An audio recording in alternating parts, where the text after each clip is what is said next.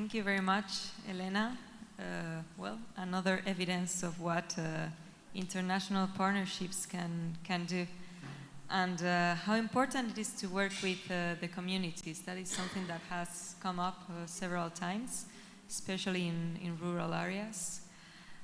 So thank you so much. I think we can now start our interactive session, now that you know a bit better our participants.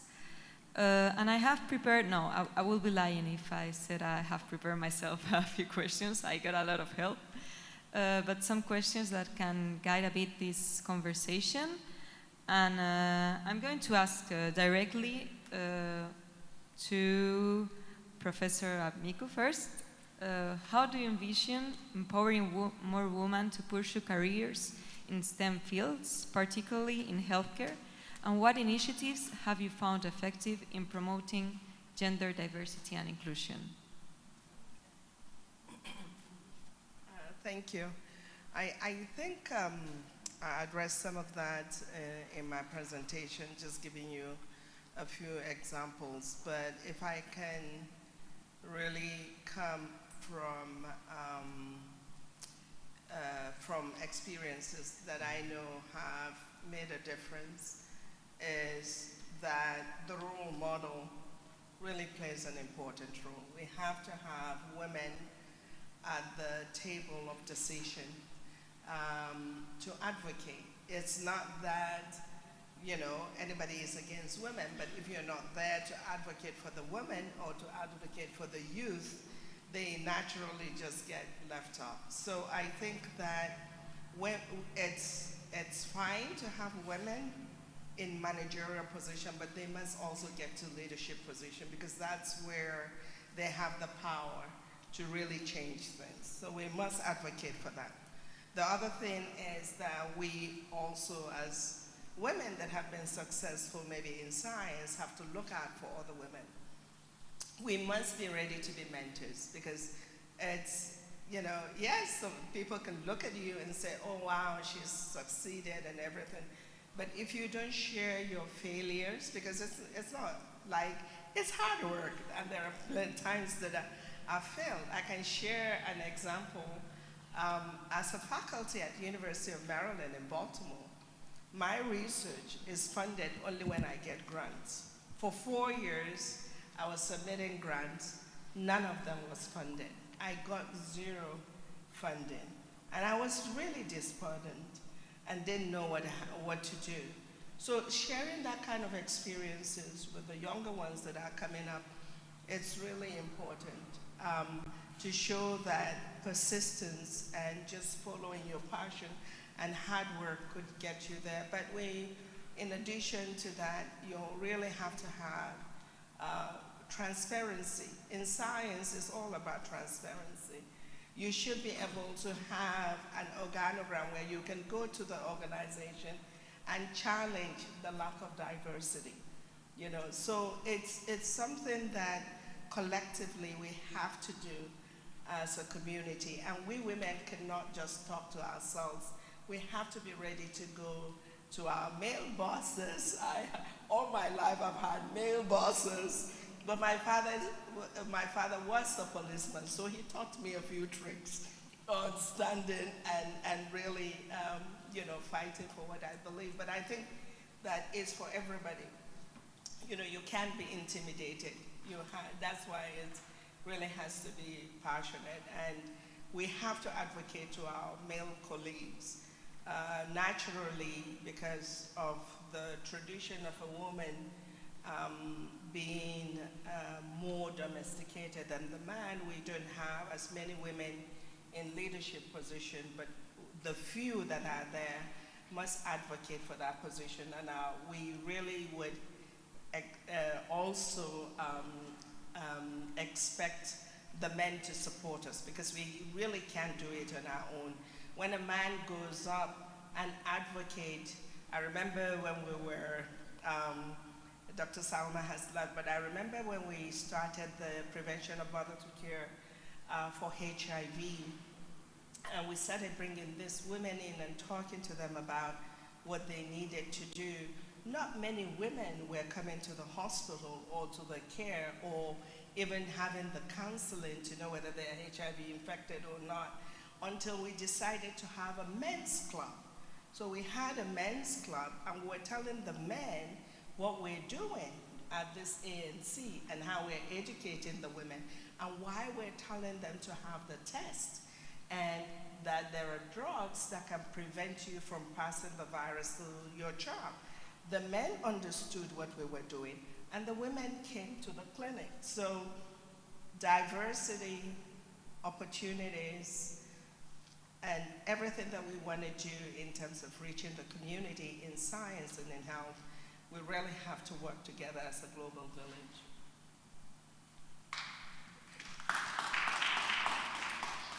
Thank you so much. Actually, you spoke a bit about what I was going to ask next, the role of mentorship. But I don't know if any of the other participants want to react, add on a bit on what Professor just said. Well, I think more from my experience, the effort is in retaining women in STEM or looking for healthcare or getting into healthcare careers because they're coming in droves. There are more women than men now coming to postgraduate programs, competing for spaces in these things. But do they remain? It's a problem I'm seeing now that they don't remain. In the third year of their PhD, they leave because the husband is fed up. He's withdrawn his support. She doesn't have funding. She doesn't have anybody to help her with her 2 children under 5. So that's where the challenge is how to retain the women who have decided to embark on the STEM and healthcare careers. And what I have been doing is very little to stem the tide, which is mentoring. You can only mentor so much. I mean, if you can't talk to the husband or you talk to him and he doesn't agree, what do you do? She pulls out anyway. So that's where the challenge is, I think. But I've been doing mentoring and with my postgraduate students and postgraduate students of my friends. And for some it's working and for some it's not working because the challenges are just too much. They're more than what mentoring can do. So I know everybody has funding problems in Nigeria, but if we don't wake up and fund postgraduate education and make it intentional to find ways to support women, it's not going to work. Thank you. I think that it also links to the next question. Of course, there's not a single secret ingredient. Mentorship cannot do everything to make women become scientists and stay scientists. This is why I want to ask, how can partnerships with academic institutions, NGOs, government agencies be forged to create sustainable training initiatives for women based on the insights from your own research and experiences? I don't know if maybe Elena wants to intervene. Okay, thanks, Patricia. Yeah. So, I mean, I think that many times we look for the partnership outside, like in a vertical way. But today, we are testing more and more to make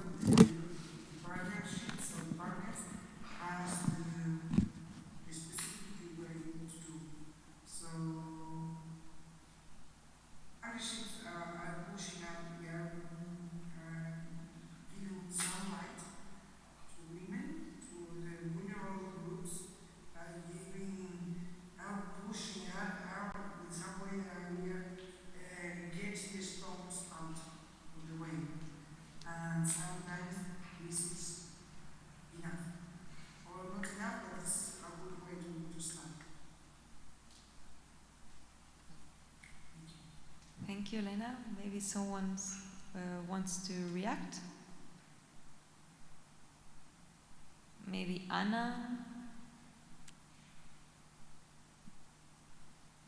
Okay, or I'll pass by to the next question. Okay. Okay, no, Anna. I was saying that, NGO foundation like us have just this role of a bridge, of a facilitator between academia and the funders. And when we can fund ourselves, this is a disposal of our program, of our researchers, African researchers, and scientists. So, and we really believe in an anti-horizontal, anti-colonial, and not Eurocentric collaboration. And this is our role, and I hope I'm inviting all institutions represented there and researchers to help us. We have amazing funds, but all our funds are just to facilitate your work as much as we can. So, yeah. Count the artists. Thank you, Anna. So, one next question is about something that has come up several times. So, women in rural areas, they are sometimes or many times seen from the point of view of public policies with some kind of paternalism and even voiceless. However, do you think science can help public policies to consider these women as active actors and protagonists when implementing health in their families? Who wants to say something on this? Okay. So, going to the field means that we have to work closely with the people in the community. In Igua, it was the Kabesi who got, well, it wasn't the Kabesi who got us in, it was a headmaster of a school who was on the council of the Kabesi. And that was how we got to the area. But then the Kabesi took us over and made us go round. He had so many villages, but each time he would say, now come to this village, now come to this village, now come to this village. And in all those villages, the women were key in getting the people who were sick to come to be tested and to be treated. And I think that the Ministry of Health is leveraging this because a lot of the community health workers and the CDD, I don't remember the full meaning of CDD, but like community health worker, key people to help to disseminate the drugs or awareness about the disease, they're women, you know. But it happens that even though women are key in getting the women of the village to make health decisions, the fact still remains that there is a key who is a man. He's either on the council of the village or something. So we're getting there, but it's a slow walk. If I may agree, I totally agree with that. That is a slow work, but it's coming along. The only bit that I want to add is the definition of science. My mom makes the best pura in the world. None of the famous scientists in structured institutions can do it, right? So we have to understand the flexibility of science and understand that when we go to the rural areas, their contribution may not what we see in the laboratories. That contribution might be, this is a strategy to use. Or if you're even working with herbal herbs, you know, for illness, there's a lot that rural individuals can contribute. So we have to not, just like we don't take science or findings from the north and just slap it in our populations and say this is what works for us. When we go to the villages, we also have to understand their ways of doing things. And sometimes, I mean, there are a number of scientists, anthropologists that literally spend a whole livelihood with a village just to understand the science of some of the things that they're doing.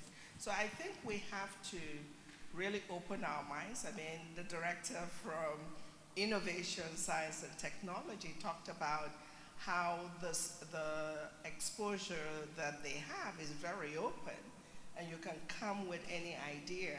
So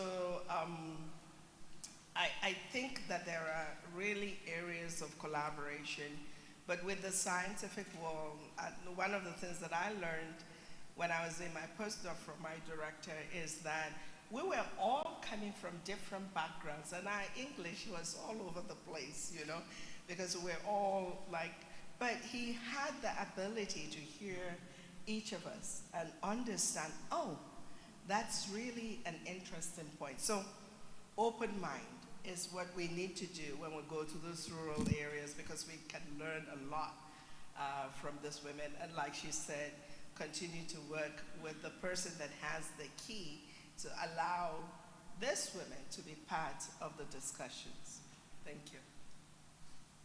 Thank you. I don't know if someone online wants to add something? Because next I'm going to give the floor to you to ask the questions, enough of mine. Patricia.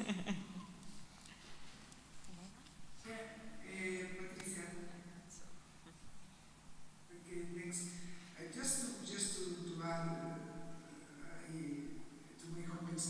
I mean, we really need to listen to the women in the rural areas, because maybe they cannot talk other languages, but they talk the local language, and sometimes they are more than one. Maybe they cannot write, maybe they cannot write or read, but we need to open mind, like the professor was saying, and to give the tools, but not assume their answers. Many times we are assuming their answers.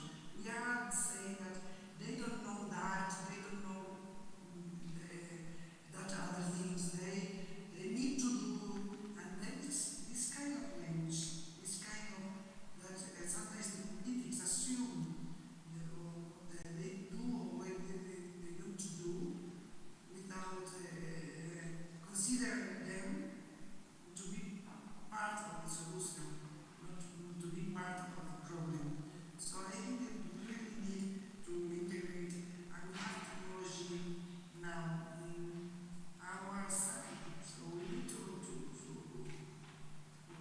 take the opportunity that many things are happening in 2023 for everyone, even people in the rural areas. So we need to go there and to permit, to facilitate that technologies, knowledge and science are in the correct side of the history, in the correct side with the stance with the natural. Thank you.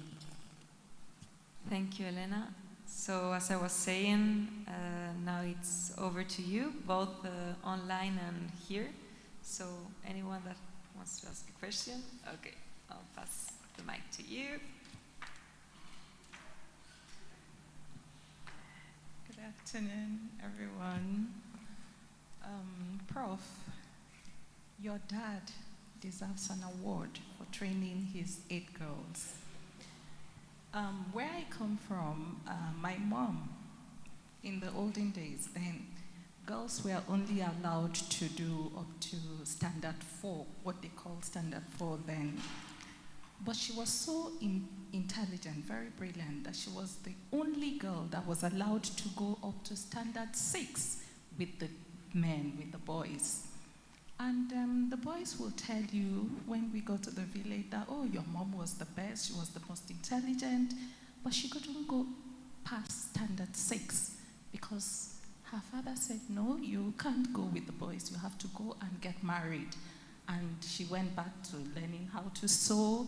The boys became the first medical doctors, the first lawyers, and went abroad and all that. But they will give it to her. Same thing happens in most schools. The girls start off very, very well. They are the best in the class, they are very intelligent, but somewhere along the line, they drop off. Fast forward to 2023. I have 4 medical doctors, 3 of them ladies, 1 a guy. Brilliant, first class, very wonderful doctors. Now, the first one got married, took in pregnancy issues. She has to stop working because of pregnancy challenges. And she's still pregnant. Maybe after having the baby, she may not be able to come back because, like she said, the husband may say, okay, you can't come back, you have to stay home to take care of the baby, and more babies will come. The other 2 are the same, they are young, and maybe in a few months' time, they will go the same way. By the time they are coming back to work, the guy has moved on. He may not have been the most brilliant in the set, but he does not have anything, holding him down. So he moves ahead of the ladies. In some organizations, they will make you sign a bond that you are not going to get pregnant the first 2 years of your employment. They may say you may not get married or you may not get pregnant. Some will not promote you if you get pregnant and you're on maternity leave. They will tell you to choose either the family life or your career. So in that instance, what do the girl child do? It's a very, very difficult decision. So it's not what used to be, it's what is present now. A lot of girl child, a lot of, girls in STEM, not only in STEM, in every career sphere, are facing the same thing. The disparity, the challenges, the cultural, restrictions are a lot on the girl child. Thank you. Maybe we can take a few questions, a few comments, and we'll give the floor to you. Good afternoon, everyone. My name is James Onyemata. I actually do have a number of questions, but I want to go to Dr. Anumodu first. I hope I got the name right. When you talked about your studies now on schistosomiasis, I got a little bit curious, and I just Googled to see what's on WHO page, and I realized there's intestinal and urogenital, and they particularly said that women doing domestic chores in infected water, such as washing clothes, at risk and can develop, particularly female genital schistosomiasis. So I was curious to find out, with the work you are doing, what's the rate of infection like, looking at men versus women, and whether you think that some of the findings that you have seen so far can be broadened countrywide and not just in the specific area where your work has been domiciled. So that's my first question. You also talked about the degree in infrastructure that you noticed in your time. And I was very curious to know, because Prof talked about the fact that there's a deliberate attempt to set up core laboratories, including proteomics. And this is one of the laboratories you talked about that had, gone down in time. And I was wondering, is there opportunities for some kind of collaborative partnership where we do not need to have lots of these core facilities set up all around the country, because it costs a lot to set up, to maintain, so that universities can actually take advantage of some that are existing, to basically think of the framework. Is there any opportunity like that, so that the core facilities that are being set up can do more and we don't have to spend a lot? So those are my 2 questions. Thank you. I think there were some other questions at the back. Hi, good afternoon, everyone. So my question is to Prof. You said all your life you had to go through or walk under male bosses. So I want to know how you were able to navigate that. Thank you. So we're going to take 2 more questions. Including online, maybe Yeah, and then we'll go 1 or 2 online. Good afternoon. Permit me to stand on existing protocol. My name is Mariam Abdusalam. I work as a program manager for a BMGF project on MNH services. So thank you very much for your contributions and your, I really enjoyed your speech. So I have 2 questions here. I've been working on MNH projects for the past 3 years. And I'll say maternal and child health is actually one of my very strong passion. And what I do really is to generate evidence on why mothers and children don't access healthcare. So we work in the 10 BMGF states, and we've been generating a lot of evidences, things like women are not allowed to go to the hospitals because they need permission from their husbands. You have things like healthcare workers' attitude. And we see that there are different reasons for different states. And what we try to do is to prefer sort of solutions and would I say strategies to kind of mitigate that. But I feel because we are not direct implementers, I don't feel like I'm directly impacting change. And I feel like I need more than that. So I want to know how I can do more. So I've written proposals to my organization saying how we can actually write to be implementers. We don't have to only be evidence-based organization generating evidence. We can do better than that. But I don't see anything coming from that for now. So I want to know what I can do in my own, like all its professional development way that I can make an impact. So that's one. Secondly, I'm looking to do my PhD on maternal health, and I'm actually focusing on mental health because I feel that is a place where people are not looking at, and I feel a lot of mothers are really depressed, even in the workspace, and it affects, so they say, when a woman is not well, the family is not well, and that means this nation also is not well. And we see how women are actually very stressed. We need to be mothers, full-time mothers. We need to be full-time wives. We need to be full-time workers. And some people don't have the opportunity to rest, maybe because they're the head of the household and etc. So that's why my focus is on mental health. And I've searched wide, and it's difficult to get funding. And I'm not seeing anybody that is interested in the kind of research that I want to do, maybe because it's not tuberculosis or it's not HIV and things like that. And then when you look online, you see that once you're above 35 years old, it's difficult for you to get scholarship. So I want to know how you can maybe guide me on that and maybe be my mentor, if you want. All right, thank you. One last question from... Sorry to interrupt, but I think I can ask you that. We had a master just on mental health for pregnant and postpartum women.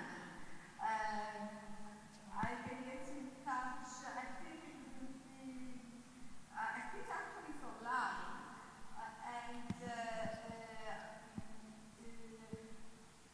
Eva, they can use my email address, and I will put in touch with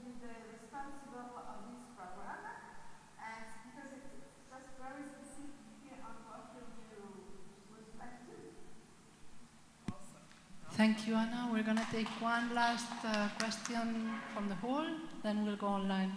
Also, remember that after the session we have some Spanish tapas and we can continue the conversation on the questions.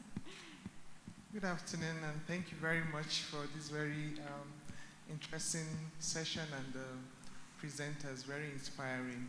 My question or comment is actually not to the panel, but to the Deputy Director from the Ministry.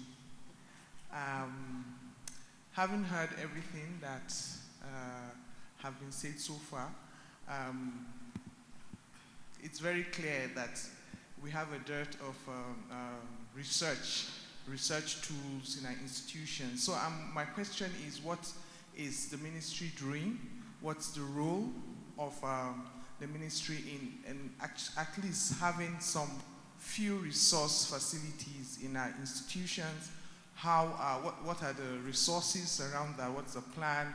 How are they also even engaging private sector and advocating for more tools, for more resources invested in research, especially focusing in our institutions right from secondary and university level? Thank you very much. I'm Victoria Istiramen from UNICEF. I'm going to handle the mic to the experts.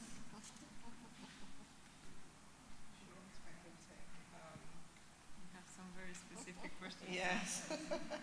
So I'll take the last one, which is a little easier. And thank you, Anna, for jumping in and talking about opportunities for mental health. Mental health really has gotten center stage for the last 5 years. First of all, the sports, women in sports really brought it to the highlight. And then suddenly there's been quite some funding, especially with displaced individuals for mental health. But the issues that you brought up is really critical, and I'm just sorry that Dr. Annis isn't here, because I think that, one, what you're doing is absolutely critical. Sometimes we're not patient to see the outcome, but I think that your work is critical, and it's really important that when you do this work, that you publish, whether it's a simple report, whether it's in a journal, so that it is there. And when people want to come to a country to do something, they just say, well, what has the country done in the past? And yet you've done so many things that can be scaled up. But, putting it out there and making sure people hear. In a meeting like this is fantastic. You've heard from Anna. And certainly, I think that some of the reports from this meeting should be summarized and given to government, because I believe that your first question about, given the example of the women and your mom that got to 6 and everything, really affects what government does. It has to have the appropriate policies, for government institutions, but for all institutions that are in the country, so they understand that when a woman, you cannot discriminate against a woman, and you cannot dictate that she cannot get pregnant. The man should have maternity, paternity leave as well to help out during that period of time. So when you have a policy that recognizes the family as a unit, and the fact that the woman would require help, then you're beginning to really address the issue. I completely get what you're saying. I think I was pregnant here, and I used to put my tummy on top of the bench just to do my experiments. And 2 weeks after that, I had to come back to the lab. After having my child, I had to come back to the lab and work but then the other side of that is that a lot of the funding I have to pay for daycare. Now, my institution should have provided a daycare, should have provided a place where I can go and breastfeed my baby, should have made it more convenient for me to come back. So, but it has improved. It's not like that anymore. I mean, we've got a daycare area, we've got places that moms can breastfeed. We even have places where they can come with help, with child help, and moms get to go.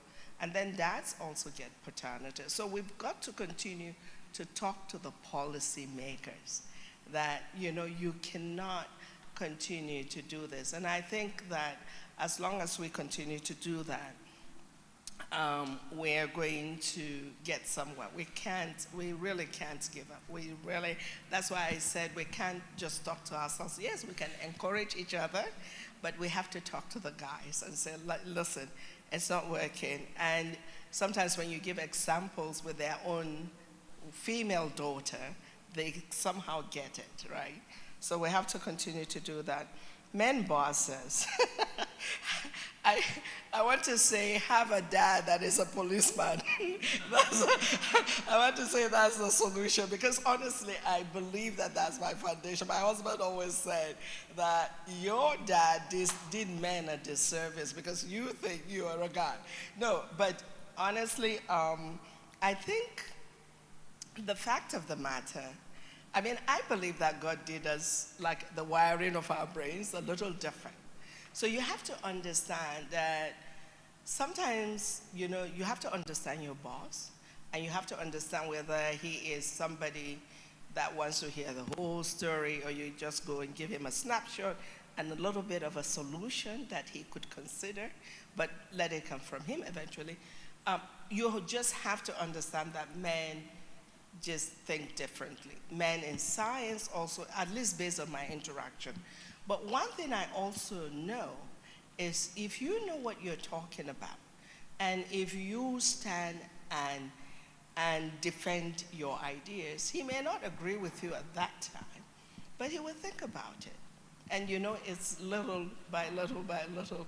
But I think we all need dads that that kind of support us in the background and help us, and brothers too that help us to really go in and do that. But you've got to, I mean, I don't think that we have any other way out other than engaging. We've got to continue to engage, because that's the only way we can understand each other. And like I said, the men have daughters, and they think differently when it comes to their daughter. So we can't give up. I think we're making inroads. We need men supporters. So I'll hand it over to. Thank you. Yes, I want to join Prof in telling you that there are many opportunities for research in mental health, a lot. Yeah, so it's just to keep trying to find the one that's the right fit. My research findings, prevalence by gender, is not really a function of gender. It's a function of the work you do. So if you're a farmer and you are using the river water to irrigate your crops, and you're a man, you'll have a schisto. Or if you fish in the water, like in Igua, the fish standing in the water, in the shallow part of the water, you'll have. So in Igua, where I've been going, prevalence is about 27% in adults, because I've been working in adults. It's only in the last 3 years that I started collecting sample from kids, because everybody's working with kids, but nobody knows what's happening with adults. So, but that prevalence is falling in the place where I'm working, because we treat them when we see them, and we do a lot of awareness. We talk to them so they know. It's just that, like I said, if you don't have alternatives, you'll keep going back there. These findings are extrapolatable. There are many people, because schistosomiasis is endemic in all the states of Nigeria, including the FCT. So we have prevalence data from everywhere in Nigeria, and some of them are similar, and some are different, because schisto is a focal disease. It depends on what people do in the place where they are, so they'll have that. We hope that our research for looking for diagnostic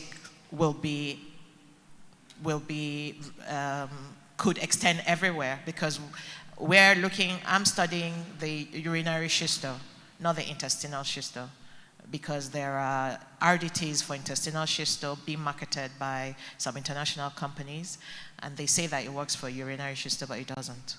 It's not so good. So that's that. Core facilities and lab training. Yes, that's the idea. Before you asked it, I was thinking when Prof was showing her core labs. Yes, because that's a way to go, to partner with institutions that have core labs so that we can send students there to get the training, because right now the universities don't have the capacity to establish those core facilities themselves, which universities abroad do have. Okay, that's the way we should be going. So that collaboration is going to have to be moderated, depending, because core labs are established for a reason. They have a reason why they have them. So we have to be able to fit into their plans. Yeah, but it's an idea. Thank you. Okay, I think the representative of the Ministry of Science has a question to answer.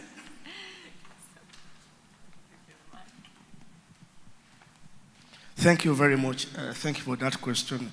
I know we are running out of time, but any opportunity I have to speak about science, technology, innovation, I like to go deep, because people don't know what is happening in that sector vis-a-vis what we do in the ministry. Talking about resources, talking about maybe financial resources, human resources, infrastructure.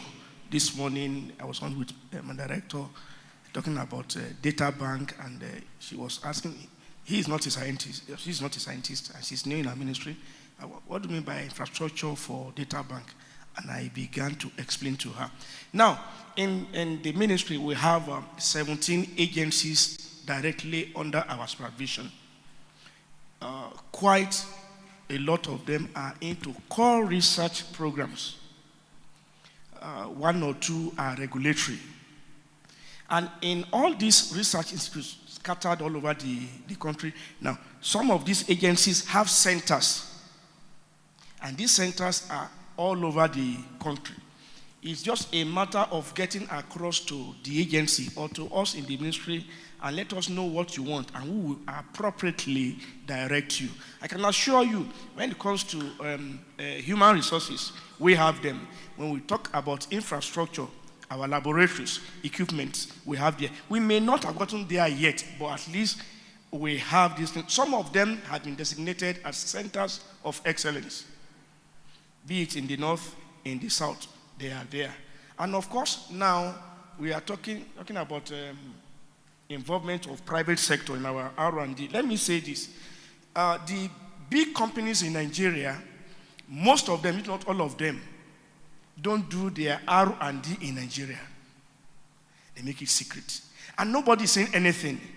No law, no enforcement of any law to make them do what is right. For example, if a Nigerian has a company outside of this country, you want to call it your R&D, you will do the R&D there.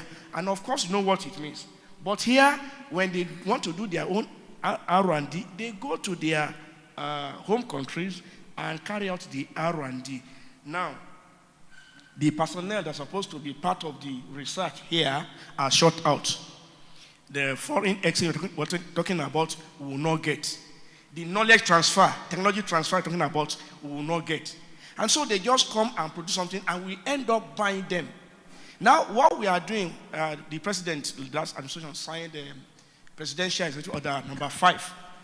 And that one essentially is on STI and engineering. That wherever we have capacity to expertise locally, nobody, no company, be it government establishment or private establishment, should go outside to outsource. And we are trying to establish innovation centers in the 6 geographical zones where all the stakeholders, including the private sector, We come together, we interact. What are the challenges, especially in this area, locality? As people have been talking about diversity, culture, language, and the rest. Yes, in this area, what are our challenges? What R&D can we look at now to address these challenges in this area? If this is going on simultaneously in all these geographical zones, before you know it, we will get there. So private sector operators are actually involved. We collaborate with them. And just as the Prof said, generally, I just spoken about the specifics. Generally, we have what we call National Science and Innovation Policy. And this policy spells out everything we need to know in this ecosystem, this STI ecosystem. This term we're talking about is also in the policy. It's now left, we have developed the implementation plan, we spent some time somewhere developing it. It is just to present to the new minister now, and it becomes operational. Now, if every stakeholder is to do what he or she is expected to do, you will see that some of these problems we are looking out will be addressed. I think the problem we are having majorly from our end is communication. So much more is going on. Like if you go to all our research institutes, there are a lot of R&D products and outcomes lying on the shelf. Commercialization has been our bane. We have not been able to get people to commercialize them, project them to the outside world. That is why we are still patronizing goods made outside of this country. So whatever issue we have, questions, please get across to us in the ministry and we'll direct you appropriately. Thank you very much. I think the ministry and its agencies are going to receive a lot of calls. Okay, so I think we can now wrap up the online session. Unfortunately, for those joining online, you cannot stay with us for the cocktail, but you are very welcome any other time because I think we have to repeat this experience. And well, I want to thank all of you, all of the guests, all of the participants, those joining from Angola, from London. And thank you so much. And please stay with us for some Spanish tapas. Thank you. Bye. Thank you, Elena.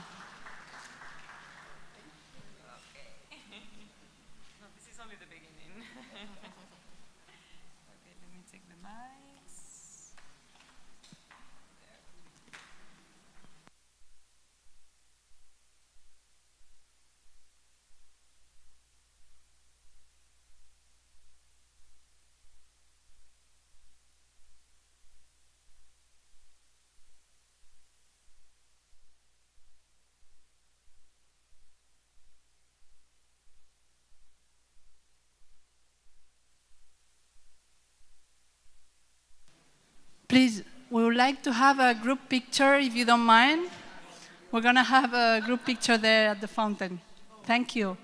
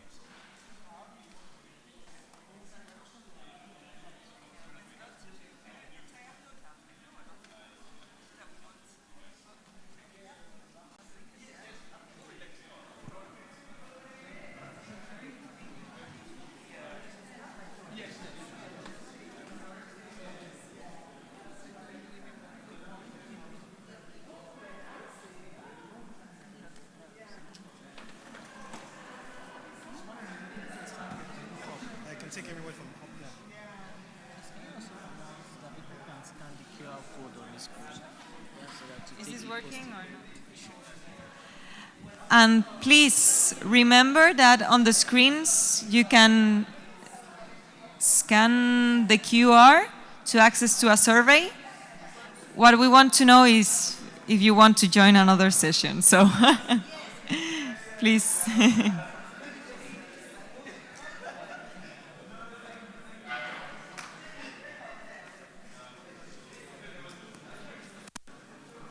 Are you going to come with them or the people have to come here? Ah, okay. Just 1 minute. ¿Todo el mundo que está aquí va a hacerse la foto? Es lo que quieren, no sé. Es como medio ridículo, pero bueno. Do you think we all fit in a picture? Yes. Okay. We use Different. Okay, so please, can everyone join us for a group picture before the drinks and the food? No drinks and food without a picture. Please. ¿Qué hay que decirles? Just, no, we don't need any tables or anything. Please go and join us for the picture.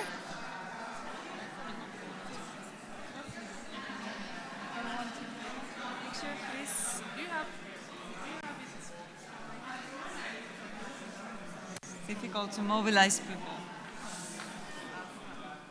You can join us in the picture too. You don't want to? Thank you so much.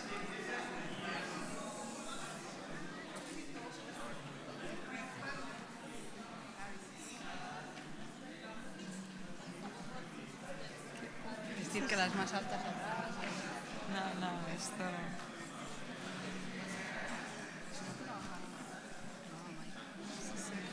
¿Dónde está Michael? Okay, please, everyone in the picture. Okay, you look great.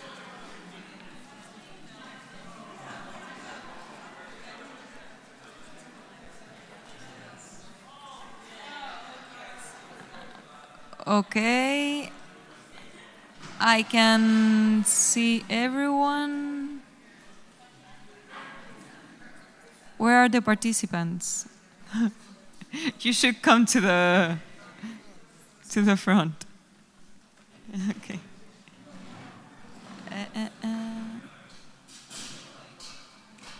Everyone is here, okay.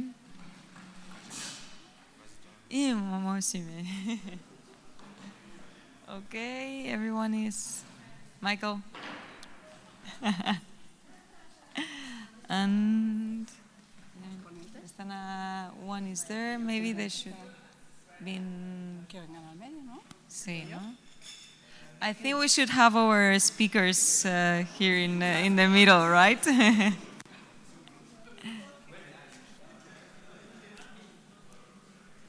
where is Vivian? And Vivian too, maybe.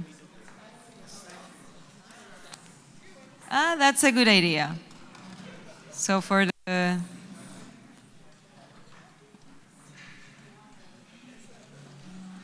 okay, I think it is fine with a few chairs.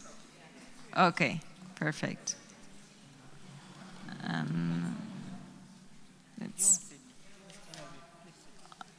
I'll sit.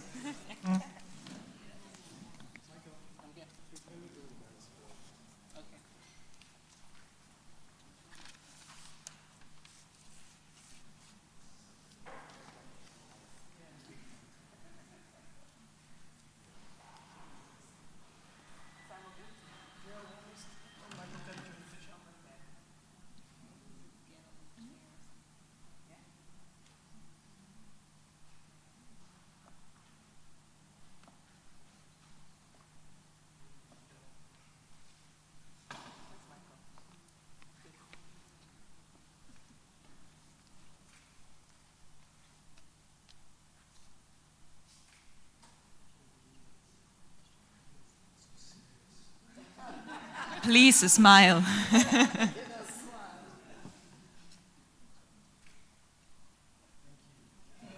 Thank you so much. I love listening to you. Oh, I love listening to me.